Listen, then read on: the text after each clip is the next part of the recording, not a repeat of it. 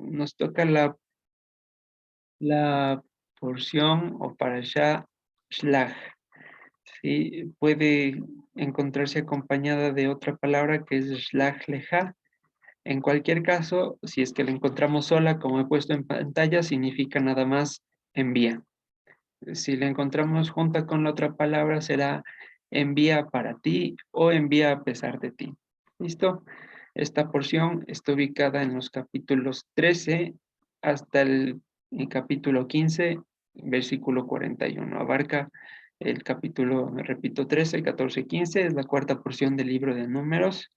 En la ciudad de Riobamba, al momento de realizar este estudio, el 5 de junio del 2021, en el calendario normal, y en el calendario hebreo es 23 de Sivan del 5781.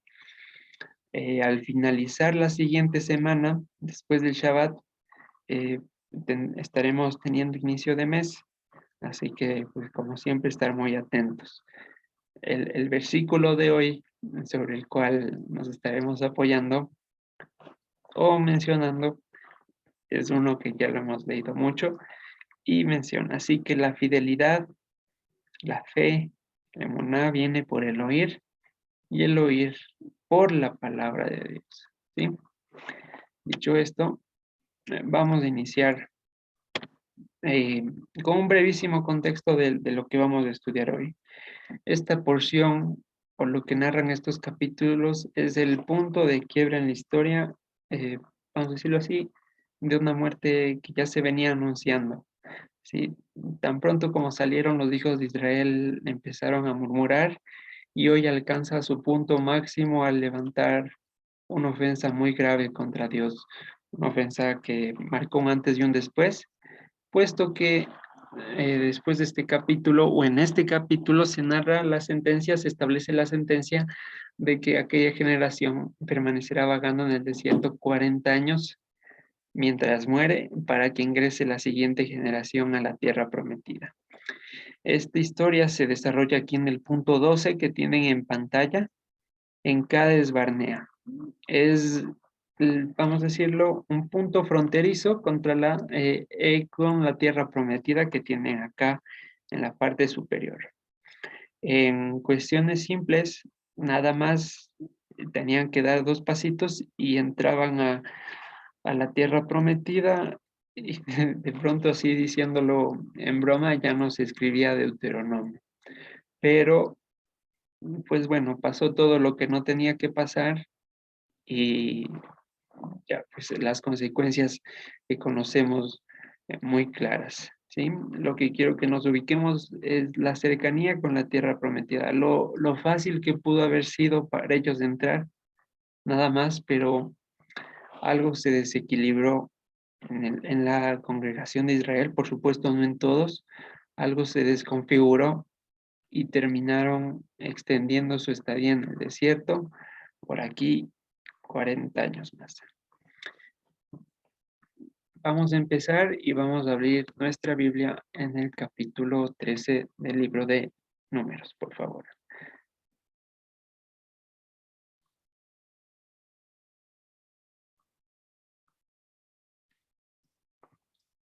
Números 13 tiene como título Misión de los 2 espías. Versículo 1. Y el Señor habló a Moisés diciendo, envía tú hombres que reconozcan la tierra de Canaán, la cual yo doy a los hijos de Israel. De cada tribu de sus padres enviarán un varón. Y una condición importante, la cual yo doy a los hijos de Israel. Esta tierra ya estaba entregada, esta tierra ya estaba eh, con nuevo inquilino, que eran los hijos de Israel. ¿Por qué digo inquilino? Recordemos que en Levítico el Señor establecía claramente, tengan cuidado de lo que van a hacer en la tierra, porque los que están ahora la profanaron y terminaron siendo vomitados. Ustedes son extranjeros con relación a esa tierra. Entonces el Señor ya ha establecido que va a despojar a los actuales ocupantes de esa tierra para que la posean los hijos de Israel en cumplimiento de su promesa ancestral en tiempo humano. Ya estaba entregada. ¿Qué tenían que ir a hacer? Nada más estos 2 espías, acercarse a ver, a conocer su nuevo hogar, nada más, ¿sí? Para ello iba a enviar un varón un príncipe de cada una de las 12 tribus, y hablamos de los que eran príncipes, ¿no? Entonces estaba enviando, se supone, a un cuerpo de élite a reconocer la tierra, no estaba enviando a personas que de pronto no tenían mayor participación, sino a los que en el capítulo anterior, en la porción anterior, habían llevado multitud de ofrendas para levantar el tabernáculo, ¿sí? Y Moisés los envió desde el desierto de Parán conforme a la palabra del Señor. Y todos aquellos varones eran cabeza de los hijos de Israel. Estos son sus nombres. Y desde el versículo 4 hasta el versículo 17 menciona todos los nombres.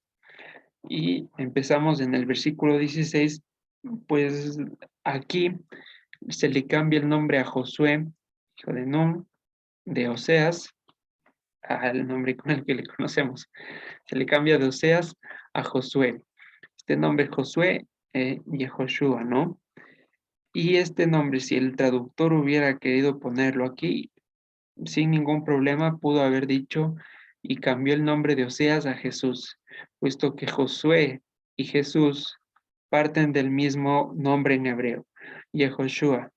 Entiendo que el traductor en su afán de pronto por no confundir personajes históricos, por evitar cualquier tipo de circunstancia, eh, pues pone estos dos nombres diferentes.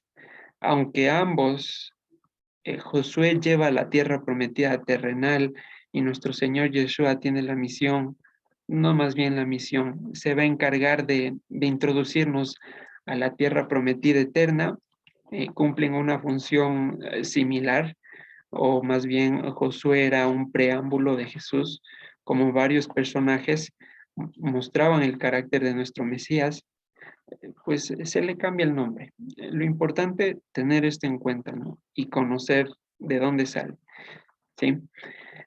Aquí da este cambio y el libro de Josué, capítulo 14, versículo 7, narra que en este momento Josué tenía 40 años de edad, ¿sí? Dato importante. Versículo 17.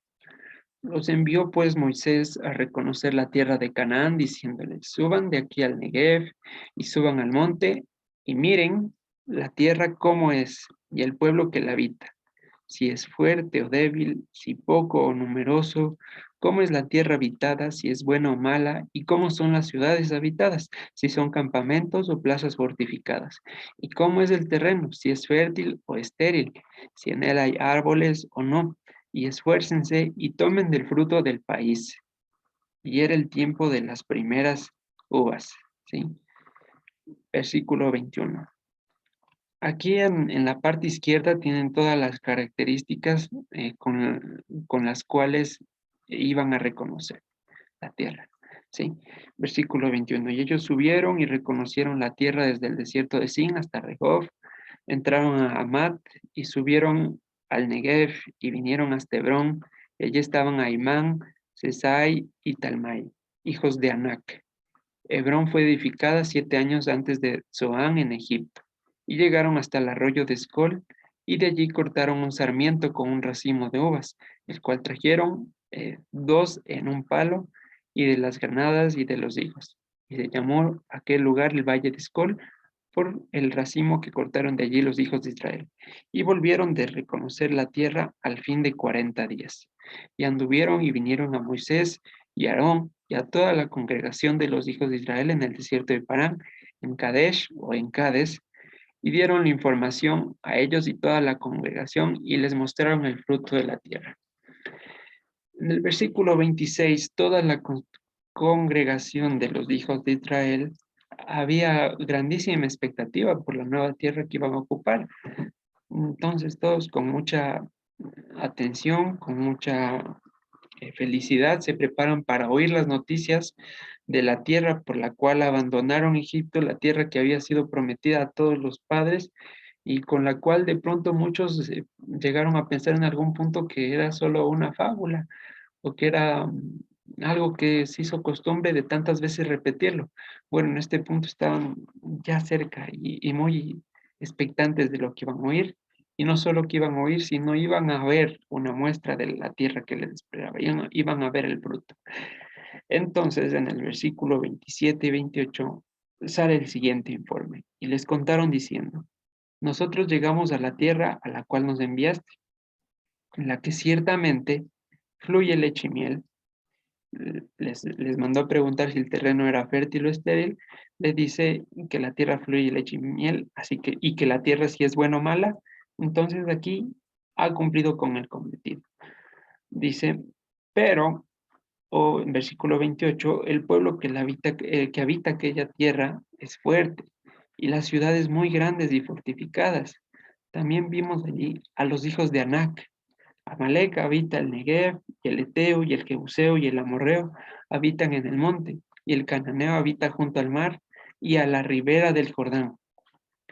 Todo lo que Moisés le había mandado a preguntar, eh, lo hicieron perfectamente, lo narraron perfectamente. Si el pueblo es fuerte y débil, ya dieron a conocer que estaban ahí los hijos de Anac, con una fama en ese tiempo hasta donde llegaban las limitaciones mundial. Estaba también los Amalek. ¿Se acuerdan que hace mucho tiempo recordamos la obra de Amalek, lo que le hizo Israel cuando estaba pasando? Mandó a preguntar si eran campamentos o ciudades fuertes y fortificadas. En efecto, eran grandes y estaban muy bien preparadas. Entonces, hasta aquí el informe va bien, han contado la verdad, no han dicho nada que no hayan visto, y sin embargo, esto ya produce una reacción en el pueblo. ¿Cómo sabemos esto? Porque el versículo 30 dice que Caleb hizo callar al pueblo delante de Moisés.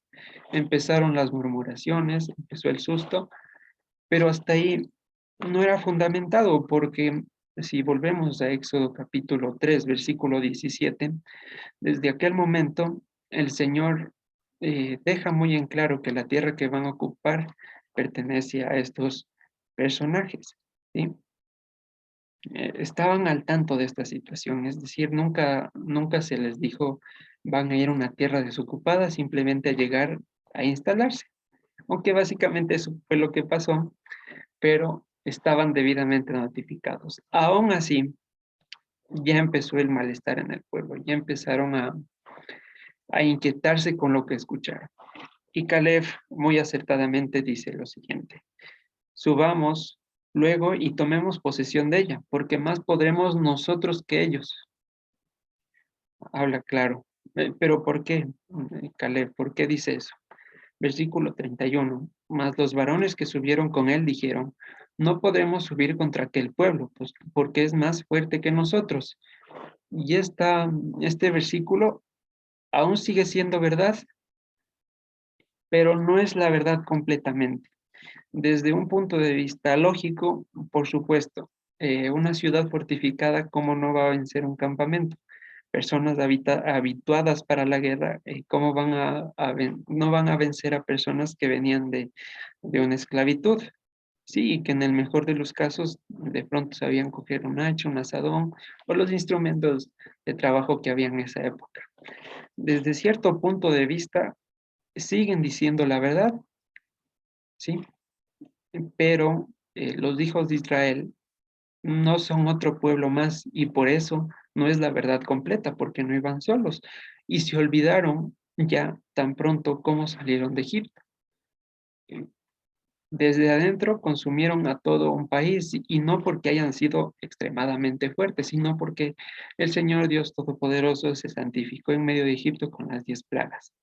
En cualquier caso, la respuesta más sensata, bueno, ya vamos a ver cuál fue la respuesta correcta. Sin embargo, en el versículo 31 se puede pasar, siguen diciendo la verdad los dos espías. ¿Son más fuertes que ellos? Desde luego, ¿sí? Y aquí viene el gran problema. Miren cómo el enemigo trabaja. Va diciendo la verdad, introduce un ligero cambio y ahí sí da la vuelta totalmente el panorama. Es lo que intentó hacer con el Mesías, ¿no? Escrito está, mira, aquí mismo está el versículo, pero aquí dice, y el Señor siempre dio respuesta adecuada. De todas maneras, vamos a ver cuál es el problema. Versículo 32.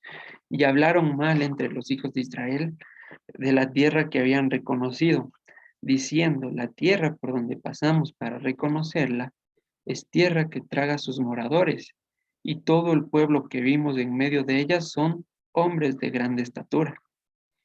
Y eso sí es el problema, porque no hay testimonio, no se narró en la escritura, ni se evidenció después que la tierra de Israel se haya abierto, ya la tierra de Canaán, propiamente el espacio geográfico, se haya abierto para cumplir lo que están diciendo. En cualquier caso, estos príncipes estaban profetizando lo que le iba a pasar a Coré en los siguientes capítulos, pero esto que acaban de decir es algo que no vieron, es algo que no sucedió. Entonces están cambiando el concepto de la tierra prometida. Recordemos que el llegar a la tierra prometida era el fin de las tareas en Egipto, la culminación, el llegar a la meta, ¿sí? Es el llegar a la meta. Mas, sin embargo, estos 10 príncipes de la congregación están diciendo que más bien llegar a la tierra prometida es nada más que el fin, un fin doloroso, triste y amargo para todos. Que- Y eso es lo que ya cambia todo el panorama de lo que venían diciendo. Y establecieron un buen informe, sí, muy humano, pero aquí ya se fueron totalmente al otro extremo de difamar, de hablar con puras mentiras a la congregación. Y vamos a ver qué es lo que causó esto. Versículo 33. También vimos allí, y es bueno siempre hacer bueno, comentarlo. El Nefilim, vimos allá los Nefilim. La palabra Nefilim no significa gigantes, sino más bien caídos. Literalmente es caídos. ¿Sí? Y aquí hay una clara intención del traductor de inducir a una corriente del pensamiento por lo siguiente. Dice, también vimos allí, voy a leerlo textualmente, gigantes, hijos de Anak, raza de los gigantes. Y bueno, esta palabrita raza no está, no está. Y si bien es cierto, los hijos de Anak tenían por característica la elevada estatura, tampoco es que medían 100 metros o 200 metros. Hagamos cuenta que eran un país lleno de Goliaths.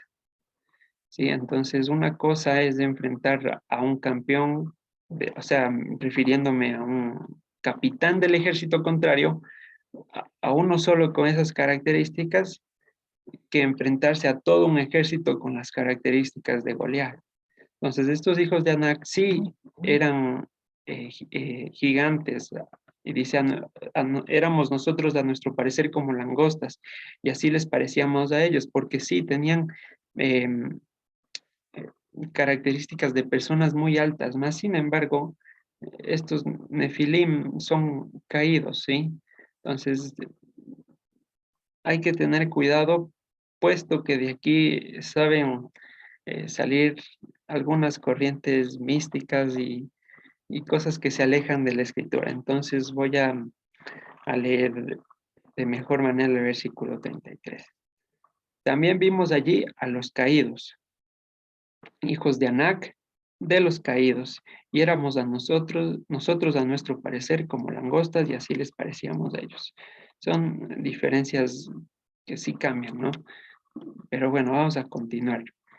¿Qué produjo en los hijos de Israel lo que escucharon? ¿Qué causó en la congregación esta mentira, esta pequeña mentira entre comillas? Entonces toda la congregación gritó y dio voces, y el pueblo lloró aquella noche.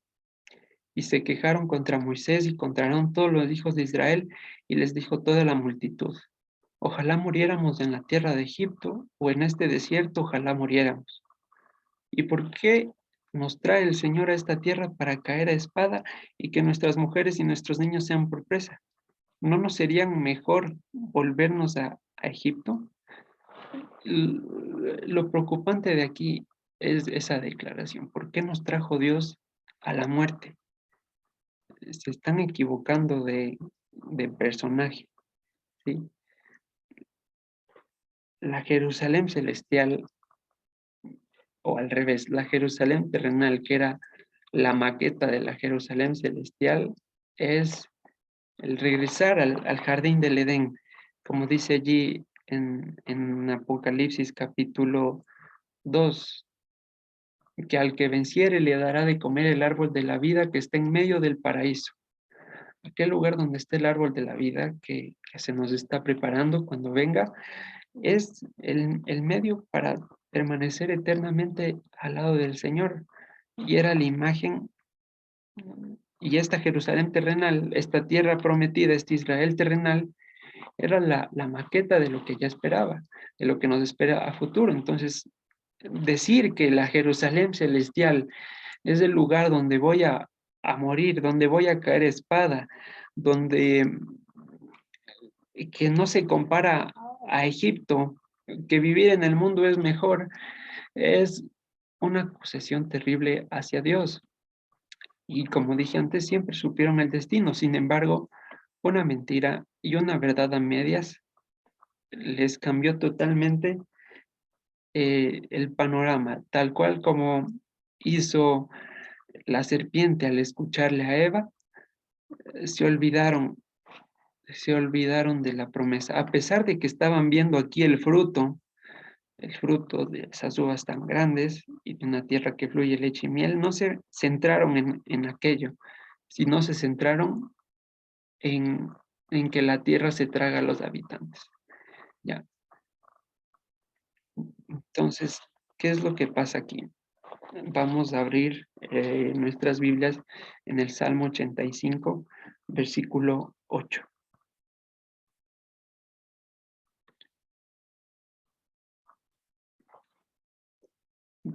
Dice el Salmo 85, versículo 8. Escucharé lo que hablará el Señor Dios, porque hablará Shalom a su pueblo y a sus santos, para que no se vuelvan a la locura. Este vuelvan es el, en el sentido cuando uno se arrepiente, esa palabra, cuando uno se arrepiente y dice, vuélvete al Señor. Bueno, aquí está diciendo que si es que no escuchamos el Shalom de Dios, si es que no escuchamos sus palabras, estamos propensos a regresarnos a un estado de locura, ¿sí? El único remedio para no volver a ese estado de locura, que ya vamos a explicar de qué se trata, es escuchar el shalom de Dios que vienen de parte de las palabras. Entonces, estas personas no escucharon el shalom de Dios. Y ya vamos a ver cuál fue la diferencia, sino que escucharon mentira. Y esta mentira les hizo caer en un estado de locura, de gritos, de lloro, de queja, desear estar muertos y de considerarle a Dios como el culpable de todos los problemas. ¿No se les hace muy familiar? Pues sí, bueno, no sé si sí, pero yo sí he escuchado muchas veces todos estos síntomas en algunas personas y ese es perfectamente el estado de locura. Antes de explicarlo, ya tengamos en mente eso. Dios hablará shalom a su pueblo para que no regresen a la locura. Si vamos a Job, capítulo 4, versículo 6, nos dice lo siguiente. ¿No es tu temor a Dios tu confianza? ¿No es tu esperanza la integridad de tus caminos? Y aquí, la misma palabra que traducen en el versículo 8 del Salmo 85 como locura, aquí en el libro de Job, en el versículo 6, la traducen como confianza. ¿Ya? Y lo interesante es que son perfectamente intercambiables. Por ejemplo, en 2 de Corintios capítulo 5, versículo 13, dice lo siguiente. Leyendo Job 4:6 diría, intercambiando palabras, ¿no es el temor a Dios tu locura? ¿Y por qué son intercambiables? 2 de Corintios 5:13 dice, porque si estamos locos, es para Dios, y si somos cuerdos, es para ustedes. Y en efecto, creerle a Dios hoy en día es locura para con los de afuera. Es cuestión de... no les deja pensar, les rompe la cabeza. Sin embargo, en el versículo 8 del Salmo 85, ahí sí entendemos para que no regresen a su confianza. Ahora sí expliquemos, de ahí está la pregunta. ¿Qué es la locura del hombre? ¿Cuál es su confianza? Entonces he preparado la siguiente definición. La locura es el estado del ser humano en el que retoma la visión natural y limitada del medio que lo rodea y lo lleva a regresar a su jaula, en lo que estaba triste y oprimido, pero confiado. ¿Cuál era su confianza en esa jaula? Que iba a morir algún día. Y esa es la locura, el ya dejar de ver las cosas con una perspectiva celestial en torno a las promesas de Dios y volver a verlo con mis ojos, sacarme los anteojos del Evangelio y empezar a ver posibilidades y hacer números, la locura del hombre.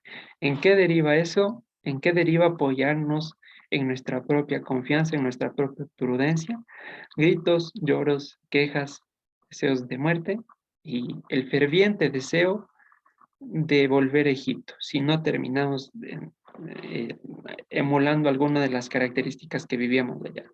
Entonces, cuando empezamos a escuchar mentiras, empezamos a caer en ese estado de locura, ¿ya? Y vamos a ver dos casos. Pues lo que escucho, lo que viene por mis oídos, me podrá nublar la vista o en otro caso me podrá abrir los ojos. Así, así de importante es el oído. Vamos a abrir Mateo 20, versículos 30 al 34, ¿ya?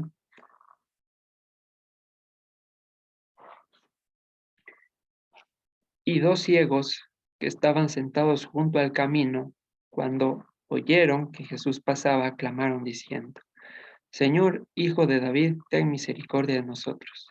Y la gente les reprendió para que se callen, pero ellos clamaban más, diciendo: Señor, Hijo de David, ten misericordia de nosotros. Y deteniéndose, Yeshua los llamó y les dijo: ¿Qué quieren que les haga? Ellos le dijeron: Señor, que sean abiertos nuestros ojos. Entonces Jesús, compadecido, les tocó los ojos y enseguida recibieron la vista y le siguieron. ¿Ya? El oído, porque escucharon, el versículo 30, cuando oyeron que Jesús pasaba, cuando escucharon sus palabras de vida, producto de eso, no es que Jesús ya tenía eso planificado desde luego, y eso les causó el que recuperen la vista, más allá de que hayan recuperado sus funciones biológicas de los ojos, empezaron a ver espiritualmente, digámoslo así. Ahora vamos al otro caso. Hebreos capítulo 3, versículo 16. Dice lo siguiente: ¿Quiénes fueron los que habiendo oído le provocaron? ¿No fueron todos los que salieron de Egipto por mano de Moisés? ¿Y con quienes estuvo él disgustado 40 años? ¿No fue con los que pecaron, cuyos cuerpos cayeron en el desierto? ¿Y a quienes juró que no entrarían en su reposo, sino aquellos que desobedecieron, aquellos que ya habían oído? Hebreos, vamos a ir hasta el capítulo 4, versículo 2. Porque también a nosotros se nos ha anunciado la buena nueva o el evangelio como a ellos, pero no les aprovechó el oír la palabra por no ir acompañada de la fidelidad en los que lo oyeron. ¿Ya? Al contrario, ellos escucharon el evangelio, escucharon que llegaron a la tierra que fluye leche y miel, a la tierra prometida, pero eso les nubló la vista. Hoy nosotros escuchamos que vamos para allá y eso cada vez más nos abre los ojos. Entonces, cuando yo escucho algo que no está de acuerdo a la Torah, que no es el Evangelio, se avanzó antes de hora, puede estar haciendo que yo perciba las bendiciones de mi vida como mi peor maldición. ¿Qué es lo que les pasó aquí? Repetimos una vez más. Estaba toda la congregación delante de la tierra que soñaron por generaciones. y lo único que estaban viendo ahí era su tumba. ¿Y por qué? Por haber escuchado cosas que no eran. ¿Ya? Es tan importante lo que nosotros escuchamos, tan importante que es nuestro principal mandamiento y el primero de todos empieza así. Oye Israel, escucha, escucha para que puedas ver con claridad y más que ver con claridad, puedas ver a quién debes ver. La palabra oír, Shema, en el hebreo implica tres aspectos claves que vamos a recordarlos hoy. Por supuesto, el hecho de oír. Después de oír, ¿qué hacemos con lo que escuchamos? Lo entendemos y después de entenderlo, lo obedecemos. ¿Sí? Son tres aspectos que involucra la palabra oír. Ahora, ¿qué pasa si nosotros en nuestro medio, no hablemos solo de escuchar falsas doctrinas, que ya vamos a hablar, no hablemos solo de eso, si en nuestro medio producto de las circunstancias, todo el tiempo estamos escuchando peleas, chismes, envidias, escarnios, celos y todas las cuestiones que son muy comunes de allá afuera, las empezamos a entender y empezamos a obedecer esos patrones y empezamos a anhelar la suerte de los de afuera, como el salmista Asaf, ¿sí? En su momento. Vamos a ver qué dice 1 Corintios, capítulo 15, versículo 33. No se equivoquen, las malas conversaciones corrompen las buenas costumbres, ¿sí? Inevitablemente vamos a escuchar este tipo de situaciones, inevitablemente. Lo importante es ver qué hacemos con ella cuando se empiezan a manifestar. Si estamos prestando oído, y no solamente eso, sino que empezamos a propagarlo, a expandirlo, y lo adoptamos como un modo de vida, que poco a poco se puede estar pegando a nosotros y cuando menos nos lo demos cuenta ya puede ser tan natural que pues ya ni me llama la atención estar peleando, ni me llama la atención estar chismeando de la vida de alguien más, ya se hizo parte de mi vida, porque ya corrompió mis buenas costumbres. Entonces he dejado de oír a Dios, he dejado de oír la palabra, porque claro que el Señor manda que no estemos envueltos en nada de estos, y he empezado a oír las mentiras del mundo. ¿Y qué pasa cuando he adoptado ese modo de vida? Salmo 81, versículos 8 al 12.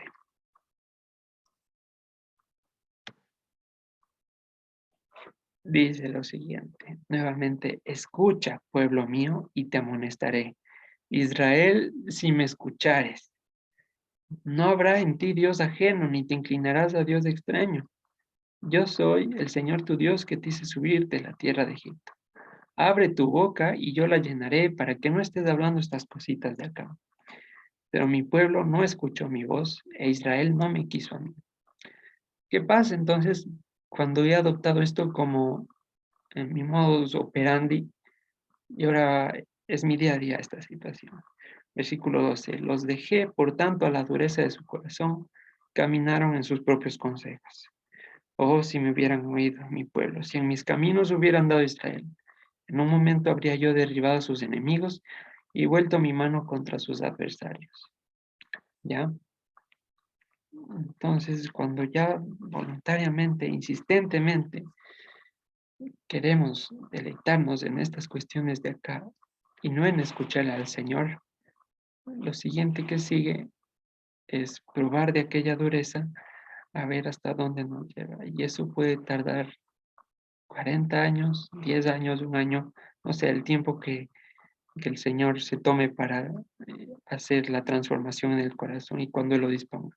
Hasta mientras, viviendo las consecuencias. Y en ese estado de locura que hablamos anteriormente, vamos, vamos a pensar, no vamos a pensar que la solución es volvernos a Dios, sino que en ese estado de locura, en ese estado de dureza, vamos a pensar que mientras más adoptemos estas actitudes, mejor nos va a ir, ya, porque es lo que quería el pueblo, volver a Egipto para no entrar a la tierra prometida, morir allá para no morir eh, en la tierra prometida, es lo que estaba diciendo. Por un lado, ya, por otro, tenemos a las falsas doctrinas. ¿Qué hacen estas falsas doctrinas?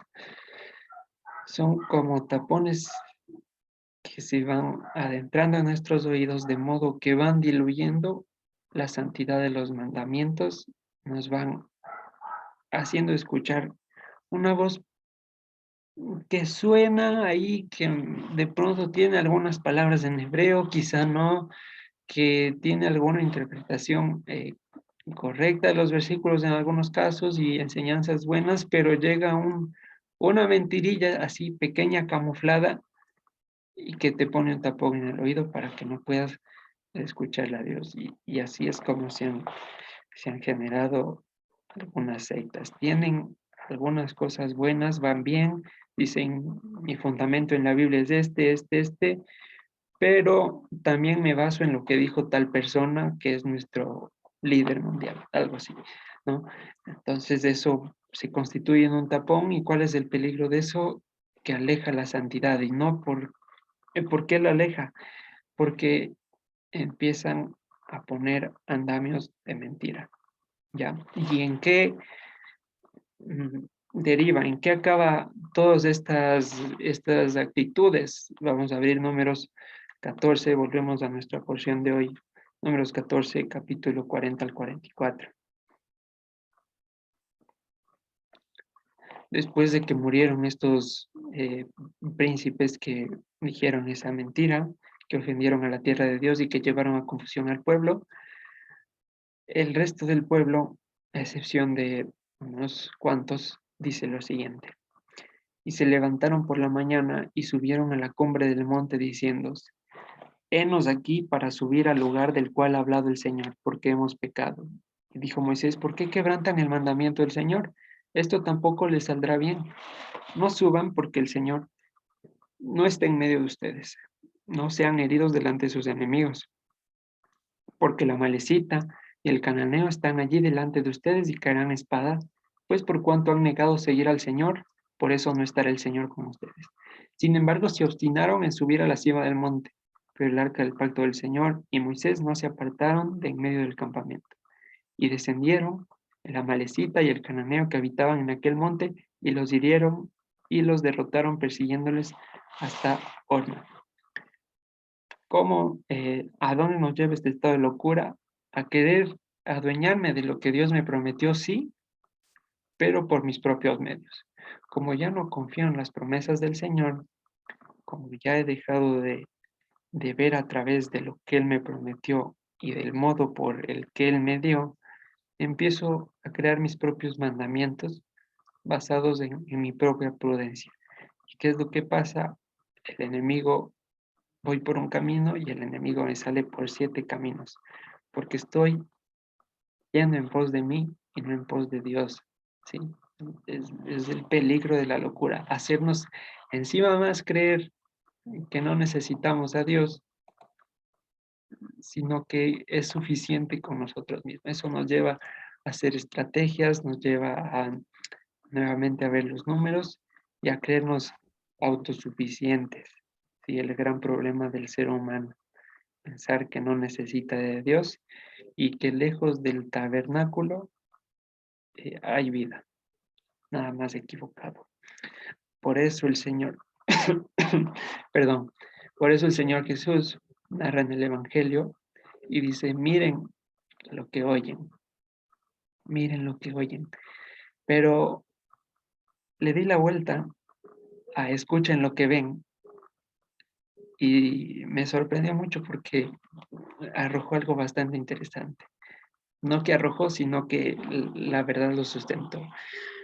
Miren lo que oyen o escuchen lo que ven o a quién ven. Escuchen a quién ven y a quién estamos viendo nosotros para evitar todas estas falsas doctrinas, para evitar estas costumbres en las cuales en otro tiempo vivíamos, el Señor nos manda a escuchar a quién vemos. Oye Israel, oye a quién ves, al Señor que es uno. Y para ello, ¿cómo tenemos la seguridad de que lo hemos visto? Si la palabra claramente dice que nadie la ha visto, que nosotros amamos, ¿cómo podrás amar al que no le ve, al que no le ven, si es que no pueden amar a los que ven? Por ejemplo, dice, y bueno, esas condiciones. Pero ¿cómo es que nosotros le vemos al Señor? En Juan capítulo, vamos a leer Juan capítulo 14, versículo 7.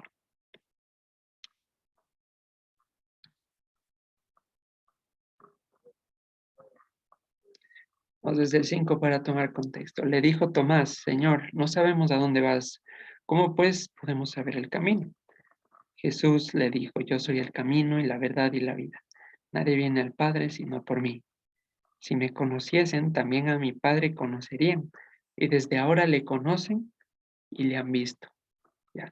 Y ahora me pueden decir, claro, pues los apóstoles sí vieron a Yeshua frente con frente. ¿Por qué se va a aplicar esto a nosotros? Desde ahora le han visto y le conocen. Bajo la premisa, escuchen que ven. ¿Y por qué fue interesante? Aquí viene la respuesta. Primera de Corintios 9:1. Dice el apóstol Pablo, no soy apóstol, no soy libre, no he visto a Jesús, el Señor nuestro, no son ustedes mi obra en el Señor. Lo que me llama la atención, no he visto a Jesús del Señor nuestro.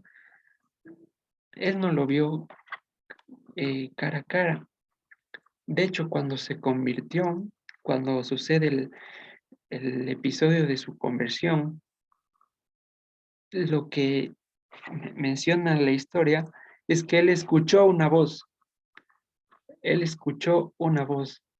y el haber tenido ese encuentro personal con él, el haber escuchado la voz de Dios, es lo que le permite hoy en día decir que él le ha visto, porque viene por el oído, y el oído es lo que nos hace abrir los ojos. Y ahí viene el versículo del inicio. El oír viene por la palabra del Señor, por la promesa de Él, ¿sí? La fe viene por el oír. Y el oír, porque Él prometió circuncidarnos del corazón y de paso nuestros oídos. ¿Con el fin de qué? Que aún como Saulo, entendiendo multitud de la Torah, entre comillas entendiendo, no podía verle al justo, sino que seguía viendo con ojos humanos. Y no fue que hasta que escuchó en verdad la palabra que pudo empezar a verlo. Antes seguía siendo un personaje de mito. Y así sucede hasta que el Señor no se presente. No podemos verle. Y ahí sí viene, retomamos lo que decía el principal mandamiento. Oye Israel, escucha a quien estás viendo, al Señor nuestro Dios que es uno. Y como narra Hebreos capítulo 12 me parece, que Moisés no puso los ojos o desestimó ser como los príncipes de Egipto, sino que puso sus ojos en el cielo como viendo al invisible. Sí, si bien es cierto, ahora no vemos una figura, ahora vemos borroso a través de su sombra. Cuando se manifieste lo veremos totalmente. Hasta mientras tenemos a su poder que nos hace escuchar sus palabras. Y ese es el sello para que no nos eh, volvamos a ese estado de locura que tuvimos alguna vez. Y ahí sí vamos a leer Deuteronomio 6:4. Escucha, Israel, entiende y obedece. ¿Qué cosa? Que el Señor nuestro Dios es uno. Y amarás al Señor tu Dios, todo tu corazón, toda tu vida y con todas tus fuerzas. ¿Esto por qué sí nos aprovecha a nosotros oír y por qué no les aprovechó a los que estaban en el desierto? Porque por su fidelidad hemos visto al que es fiel y que no cambia. Porque sobre nosotros fue derramada su fe, ¿sí? Y ahora esto, ¿con qué se conecta? Números, volvamos a Números, capítulo 14, versículo 24. Dice lo siguiente: pero a mi siervo Caleb, por cuanto hubo en él otro espíritu y decidió ir en pos de mí, yo le meteré en la tierra donde entró y su descendencia la tendrá en posesión. Ahora, ¿qué quiere decir esto? Que debemos orar para tener el espíritu de Caleb, que Caleb tuvo un destello por sí solo, no nada que ver. Este otro Ruach es el Ruach HaKodesh, su Espíritu Santo, el que nos acompaña desde que nos entregó su promesa. ¿Recuerdan en Shavuot? Ahí vimos y entendimos más o mejor de qué se trataba.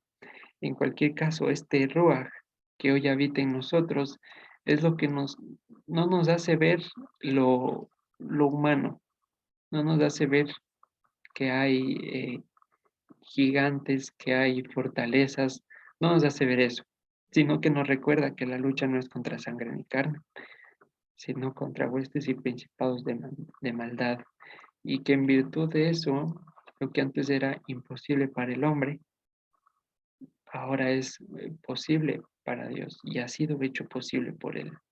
En conclusión, en su luz vamos a ver la luz que es Él, porque antes ya le habremos escuchado.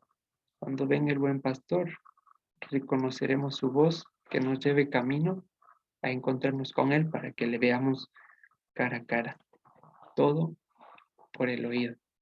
Entonces, ya para finalizar, sí, con esta frase.